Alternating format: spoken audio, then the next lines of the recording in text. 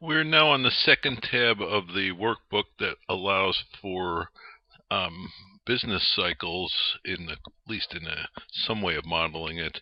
There is still the trend GDP, which is the blue, but now there is the actual GDP, which snakes around the trend, is this dotted line, and so there are cycles produced, and those cycles, which result in cycles in the deficit, also produce cycles in the debt. Let me show that there are some additional controls. So I'm going to scroll down in the lower pane here, if I can do that. You can control the period of the cycles. Right now it's at 28. You can make the cycles shorter in period. So now it's 12. I'm going to go back to 28. And I think you can go up to 32 periods for the cycles. You can also control the amplitude of the cycle. This is pretty high. I think it might go. These are really big cycles, and so these produce deficits as well as periods of rapid growth. I think that's the max. No, we can go all the way up to here.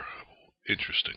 So I made the model rather drastic, but you can also look at when the amplitude's small, and the small amplitude may be the more compelling thing to look at, because with small amplitude you never get surpluses. You just get periods where the deficit doesn't grow as fast, so that this deficit is always positive here. When you make the amplitudes big,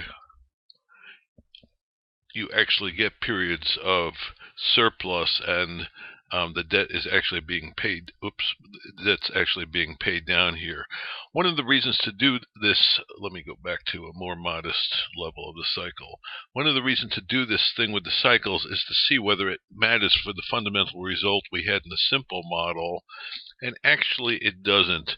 The relationship between the trend and the I'm going to go back up here now in the bottom frame if I can to see the various parameters between the tax revenue collected and the government spending.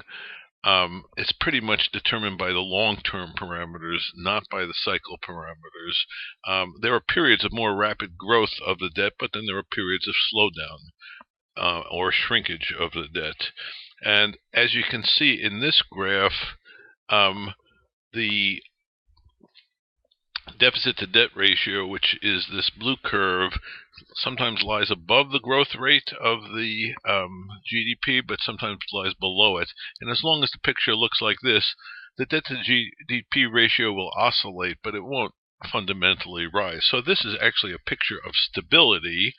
However, in our public discourse, sometimes we talk about this by looking at just this tiny small portion of the curve where this tends to rise quickly. And so really the point of this exercise is to try to make the discussion a little bit more mature about isolating out what is the trend growth versus what is short-term cyclical growth, and thinking about these issues about whether the debt is exploding relative to GDP or is stable, as in this picture, depends on the long-term stuff, not on the cycle stuff.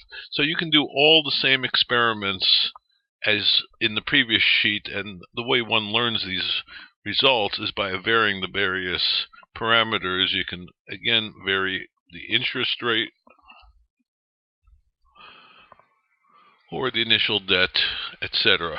Also, I should add, I didn't say this in the earlier video, there's text-based explanations to the right, so if you scroll to the right, you can read about the model, and the model is explicated to the right, so that might be useful as well.